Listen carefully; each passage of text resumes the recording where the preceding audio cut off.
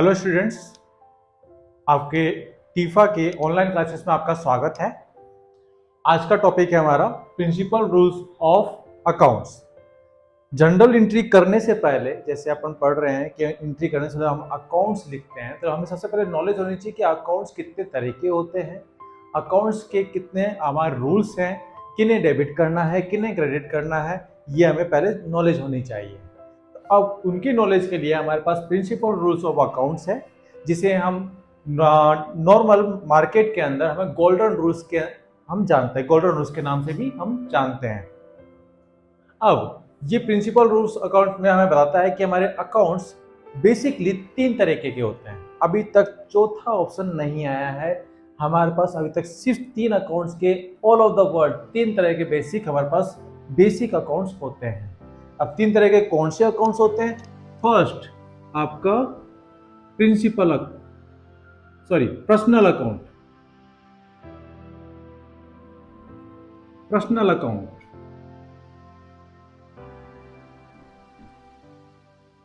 Personal accounts में आपके पास आते हैं एनी नेम, किसी भी पर्सन का नाम है, किसी भी कंपनी का नाम है, किसी भी फर्म का नाम है।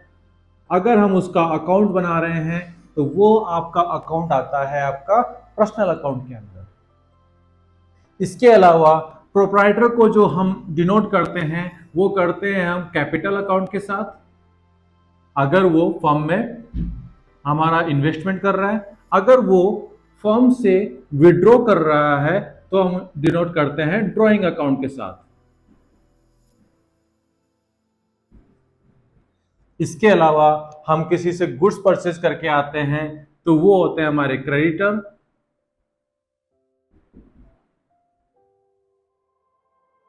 और किसी को हम गुड्स सेल कर रहे हैं जिसे हमें पेमेंट लेना होता है, वो होते हैं डेटर्स।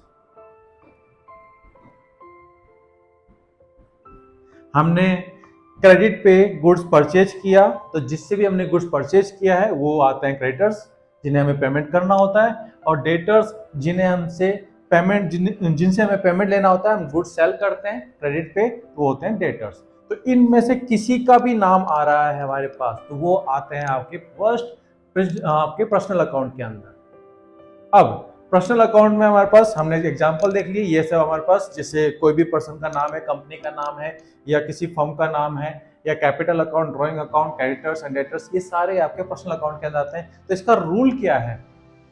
इसको डेबिट क्रेडिट करने का रूल क्या है? तो डेबिट क्रेडिट करने का जो रूल है,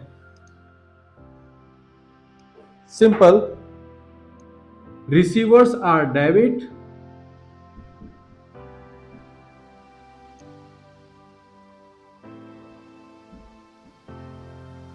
और गिवर्स आर क्रेडिट।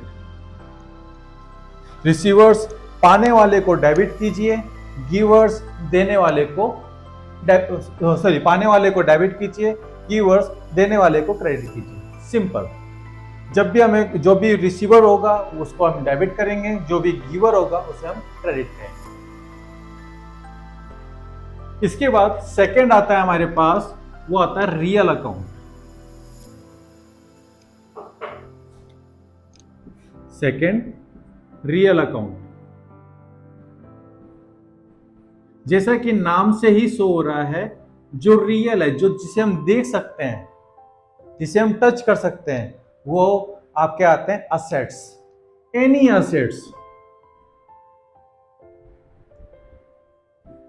असेट्स जो फिजिकल फॉर्म में है, वो सारे असेट्स किस में आएंगे? आपके रियल अकाउंट में आएंगे। जैसे machinery, furniture, land and building, आपके गुड्स भी, परचेज और सेल्स भी आपके इसी में आएंगे। आप गुड्स परचेज करते हैं, परचेज अकाउंट भी आपका रियल अकाउंट का पार्ट है। आप गुड्स सेल करते हैं, सेल्स अकाउंट, तो सेल्स अकाउंट भी आपका रियल अकाउंट का पार्ट है। ओके, तो जो भी आपका ऐसे असेट्स जो आपके फिजिकल फॉर्म में हैं, वो सारे किस में आएंगे? आपके रियल अकाउंट में आएंगे। जिसमें आपका एग्जांपल के तौर पे फर्नीचर, आपका लैंड एंड बिल्डिंग,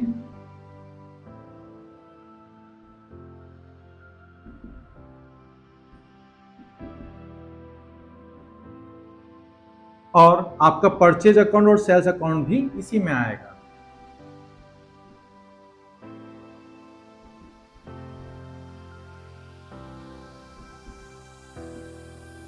अब आप पूछेंगे सर इसका रूल क्या है, तो इसका रूल क्या है,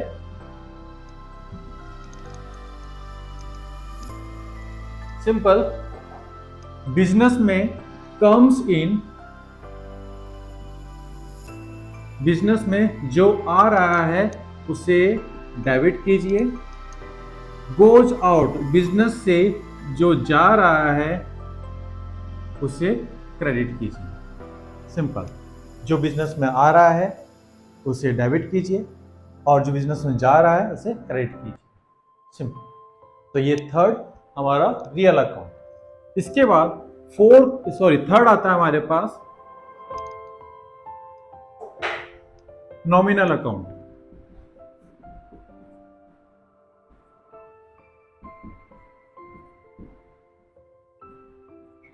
नॉमिनल अकाउंट, इसमें आते हैं आपके एक्सपेंसेस, इनकम, लॉस और गेन।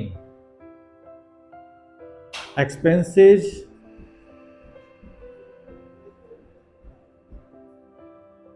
लॉसेस, इनकम्स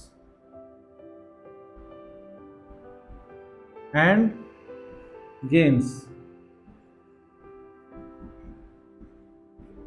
ये सारी चीजें आ जाएंगी आपके नॉमिनल अकाउंट के अंदर। जैसे आप एक्सपेंसेस पैड कर रहे हैं तो पैड करने वाली चीजें जैसे salary, rent, electricity bill, any expenses. ऐसे ही आपके पास लॉसेस आपका परचेज अगर आपका जल गया तो लॉस बाय फायर, लॉस अगर आपका चोरी हो गया तो लॉस बाय थेफ्ट, ये सारे लॉस।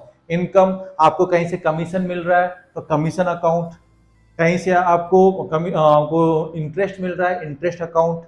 गेन्स, आपको कहीं से डिस्काउंट रिसीव्ड हुआ, आपका गेन। ये सारी चीजें आती हैं आपकी नॉमिनल अकाउंट के अंदर। इसमें रूल क्या है, सिंपल सा रूल है, all expenses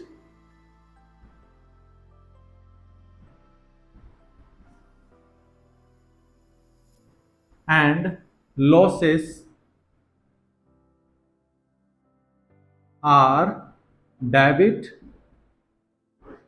or all incomes and gains are credit। Simple. कोई भी एक्सपेंसेज होगा, कोई भी लॉस होगा, वो आप डेबिट करेंगे, कोई भी इनकम होगा या गेन होगा तो उसे आप क्रेडिट करेंगे।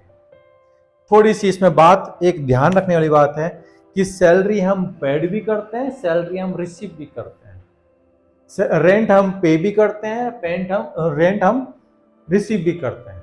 लेकिन ध्यान रखने वाली बात है, जब भी आप रिसीव करेंगे तो वो आपके इनकम या गेन के अंदर आएगा, जब भी आप पैड करोगे तो वो आपके एक्सपेंसेस या लॉसेस के अंदर आएगा। तो ये जरूरी नहीं रखेगा कि सैलरी है तो उसे हमें डेबिट ही करना है, तो उसे हमें ध्यान रखना है कि वो रिसीव हो रहा है या पैड हो रहा है। तो आज के लिए इतना ही।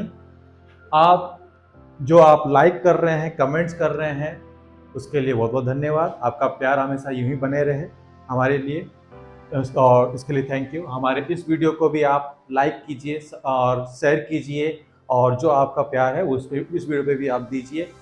Thank you very much.